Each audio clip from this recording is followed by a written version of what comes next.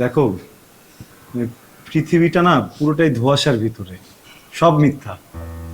আমরা সবকিছু যেমনটা ভাবি এরকম না। ওরা একজন মানুষ যার কোটি কোটি টাকা আছে, অনেক ধনী। এত টাকা থাকার পরও তার যদি পরিবারে কেউ না থাকে, সে কিন্তু গরিব। এই টাকা খাওয়ানোর লোক নাই, এক বেলা বসে একসাথে খাবে এই মানুষটা নাই। অসুস্থ হয়ে গেলে পাশে তাকে দেখার মতো কেউ নেই।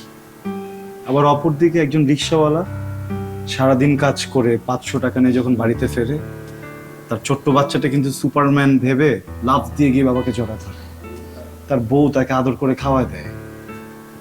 মানুষের জীবনে আসলে সংসারটাই অনেক প্রয়োজনীয়।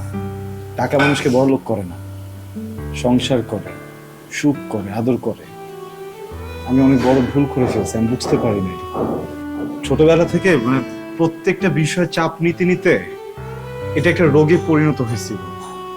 এটাকে বলে প্রাইমারি অ্যাংজাইটি। ডক্টরের কাছে গিয়েছিলাম না আমি? হ্যাঁ।